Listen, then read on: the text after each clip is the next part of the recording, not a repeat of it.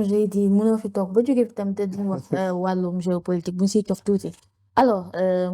mu nekk ci say kàddu ñu tàmm ko dégg ci lu taxawaayu États-Unis ba ci Russie mais ñu gis ni tamit de ce même côté ñu ngi gis par exemple ki Donald Trump mi ngi doon dal ci ki nga xamante ne moom moo di Volodymyr Zelensky par rapport à la guerre bi nga xamante ne jàpp ne moom moo ko xamb mais ci moment boobu tamit ñu ne kii di États-Unis mi ngi jàppale kii di Israël par rapport à la guerre ak Palestine tekkal Israël États-Unis te mu war am taxawaay bu mucc ayib noo koy jàngate. En diplomatie dafa am des non-dits. C'est quoi les non-dits? Par exemple ma jox la exemple non-dit li Pape Maada def mooy le chef de cabinet du président. te nu licencié ko temps yi. te ñu limogé waaw. te nu limogé ko temps yi passé. c'est y a de ces expressions et de ces messages yi nga xamante ni top secret la ça veut dire qu'on ne dit pas tout on ne montre pas tout ba pare parfois on fait semblant pour détourner l'intention de son ennemi. C'est-à-dire. Voilà. Pourquoi prendre cet exemple contextualiser ko. ma contextualiser ça veut dire que moom dafa nekk ci biir. xam. da ngay bañ a ba du lépp ngay wax du lépp nga sañ a wax. Bon par rapport à ce cas il a été clair quand même. Wow. Il est sorti. Il a parfaitement dit que par exemple li jëm ci limogeage am jógewul ci sa sortie ndax woo nañ ko fii en direct pour laaj ko ndax xam si ça il a infirmé ça. nee na loolu bokk ci li nga ko génne te itamit balaataa muy dem am na ndigal ba ni mu ñibbisee tamit amoon na ci li nga xamante ne moom mooy des appréciations et des observations donc bu fekkee foofu tamit damay bëgg rek ñu basé wu ci li nga xamante ne moom la ñu tegal te bañ a ne effectivement lii la te fekk moom génn na ko contredire ko. En diplomatie. noonu la waxee noonu la war a waxee. D'accord. On n'aura jamais la bonne réponse même pour génn ni ko demal wax lii sax da nga ko koy wax loo wala da nga ko koy def loo état mën na la génn loo wax loo la pour teggi benn ñaawteef wala lu négatif lu ko waroon dal mais aussi pour defar état day communiquer parfois sur des informations nga xamante ni du lu factuel. Ce qui se passe en Israël c'est la diplomatie. Pour combattre toujours son ennemi, il ne faut pas lui montrer fi nga jëm. Parfois, il faut faire semblant nga mel ne ko far ci moom pour xam ses intentions. L'intention de Trump et de Poutine, c'est d'éliminer Israël de Netanyahou. loolu nga foog. Oui, te loolooy am. parce que jamono ci Palestine mi ngi dund li nga xamante ni metti na lool te ñi nga xamante ne lañ wooye les grandes puissances. ñu ngi ne tekk di ko seetaan. Maintenant bu Israël di dóor Palestine am na bi ñëpp lem seen loxo toog seetaan Trump et Poutine font exprès ñoom tamit bokk ci ñi def ni pour xool kan mooy am audace jug intervenir pour ñun la yow kon sunu mbokk nga kaay ci ñun nga far xam nga vous avez compris ou pas. bëgg naa la dégg mais des naa la dégg. ok Israël di dóor Palestine. Trump ak Poutine ak yeneen puissance yëpp def nii benn Sénégal jóge fële ni Israël lu tax nga koy dóor daw ci kaw Israël ni day sotle Palestine Trump ak Poutine dañuy sawar ci Sénégal danaan ko yow ci ñun nga far. mais loolu lu tax parce qu'on cache le jeu parfois à son ennemi pour ne pas lui montrer réellement en diplomatie dans les relations internationales que man damay dem ci yow wala dama lay song wala dama lay éliminer parfois tu fais semblant nga far ci moom te faroo ci moom c'est un peu complexe. Mais en diplomatie, en relation internationale, dafa am lu ñuy wax faux drapeau da ngay afficher gauche clignoter gauche alors que sa objectif c'est pas tourner à gauche mais c'est tourner à droite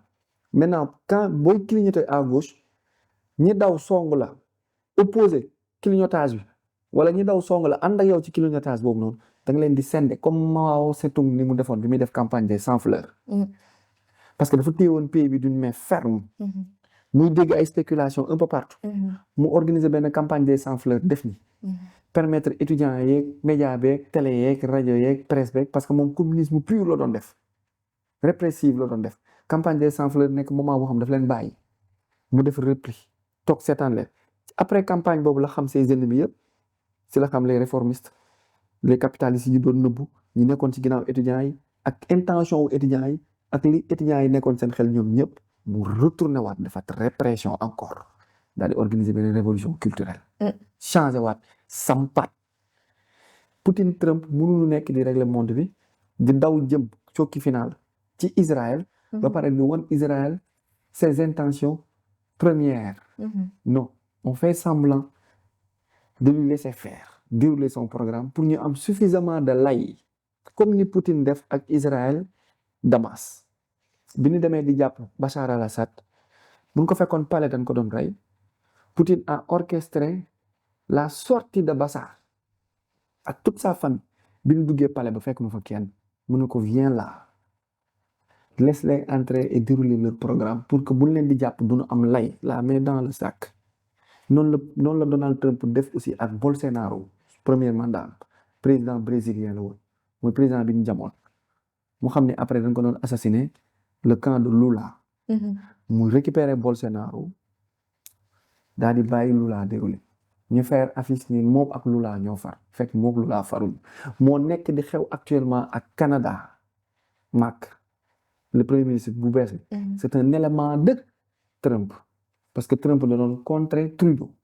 moo taxoon mu ne ko naa jël Canada def ko 50e état ñëpp ni waa reetaan waxi dof mu ne mënul nekk léegi taxe yi dama koy def 25%. ñu déroulé quelque temps dëgër boobu mu leen léegi 50% laa koy def mu xam ne économie canadienne dafa nar a redressé marque plié Trudeau plié wu mu dugal moom pion léegi pion baa ngi toog naan ko yow Trump li ngay def du yoon pour lan nga bëgg a jël Canada naan ko da nga def 50e état nangam sax alors que ñoom ñoo ko wax li mu war a wax. ah oui waxal ñu lu bon nga détourner intention suñuy noonu te pourtant man maa lay wax li nga war a wax te pourtant man ak yow a far mais boo toogee da nga may waxal lu bon. pour ma xam ki far ci yow soo may wax lu bon ak ki farul ci yow ça c'est la diplomatie. C'est Machiavel. c'est le prince lii moom c'est nii la def rafetul de. voilà bu dee c'est comme ça que les États font nag. léegi parce que booy xool par exemple Palestine pendant un bon bout de temps mi ngi dund loo xamante ne métti na ci loolu Palestine. dañ contextualiser avec le thème naka lañu mën a naka la situation mën a def ba ñu gundeeku ba palestiniens yi gindeeku ci situation bi pour ñu gindeeku il faut ñu dem ci benn pacte parce que man tekkaaral tamit ay les autres pays musulmans aussi tamit jaaxal na ñu bëri mënuñu songandoo front yu bari ñoom Trump ak Poutine mënuñu songandoo Zelensky Macron taxaw à côté nga bëgg songo Israël day metti te dafa am ay atomique kon day pëccaxoo te Taïwan mi ngi am problème ak Chine te Chine dafa soxla chinois bi dafa soxla ko jàppale. donc duñu ubbi ay front yu bari. te ñi ngi jéem a créé waat terrorisme bi ak créé waat haine en Afrique occidentale. Afrique du Sahel Mauritanie yaa ngi dóor Sénégalais yi Maliens yi ak Guinéens yi te ay noirs la ñuy jàpp di dóor. Mauritanie sax am na. donc nan mooy dox fan yu waaw nan moytu coow yu sew yooyu coow yu ndaw yi bare yooyu noonu day mooy taal daay. fii tout est programmé amul dara lu nga xamante ne dañ koy def nii rek te mu neex leen àdduna bi tout est programmé donc Poutine Trump mënuñu song Zelensky bi nga xamante ne nee na par force day tour direct nga bëgg déclencher Israël donc mais bu israéliens yi di dóor palestiniens yi da nga naan c'est pas encore le cas nan régler cas bi moo gën a plausible cas bi maintenant comment faire pour gindi ces palestiniens là mooy Trump gaawantu dem ci benn pacte bu mu tuddee les accords d'Abraham Abraham mooy Ibrahima mooy maamu Moussa mooy maamu juif yi mooy maamu Esa mooy maamu chrétien yi mooy maamu Muhammad paix salut sur lui mooy maamu ak di prophète musulman yi ñoom ñetti religion révélée yooyu ñu leen tuddee les gens du livre les monothéistes moo tax ñoom ñett ñëpp ay jullit lañ sioniste. dañoo kennal borom bi. voilà sioniste c'est pas juif civilisation judéo-chrétienne c'est pas chrétien munafiqun c'est pas musulman les faux sont dans les vrais. donc sont tous ay jullit ñoom ñett ñëpp ay jullit lañ donc mën nañ ñaanalante. ñoom ñett ñooñu noonu benn sanctuaire benn zone benn temple ñoo ko bokk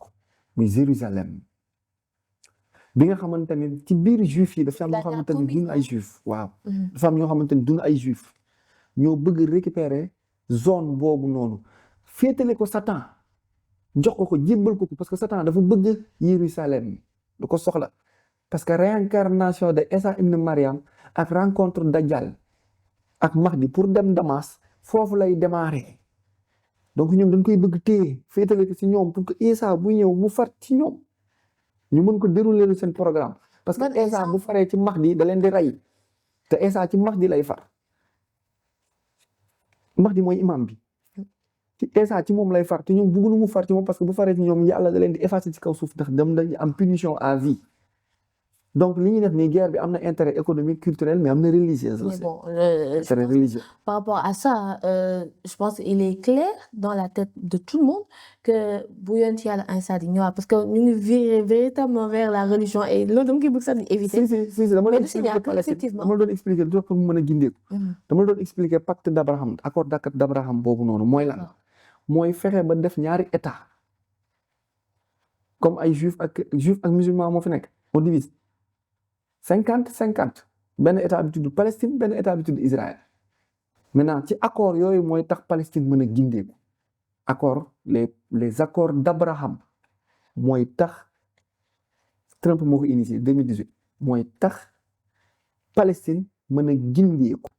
wa ila ñi ko waroon gindi nite wuñu danoo nite di ñi ko waroon gindi mooy yeneen pays musulman yi ñoo waroon justement gindi tekk tekkaaral boobu noo ko ci parce que danoo nite di dañuy def satanisme defuñu du bien ce sont des pays musulmans. ouais wax naa la dans les musulmans dans les chrétiens dans les juifs y a des ñiy raas dem ñooñu ñooy dem ba am benn mémise téye benn pouvoir bi di détourner la pensée et l'idéologie de pas mal de personnes donc ñooñu booy xeex ñoom da ngay xeex ñoom ci xeexum xel da nga leen di wan ni parfois yaa ma gagné wala li may def bëgguma ko wala li may def dara safuma ci wala non je suis allié à toi alors que c'est pas vrai c'est la fin qui justifie les moyens c'est la fin qui justifie les moyens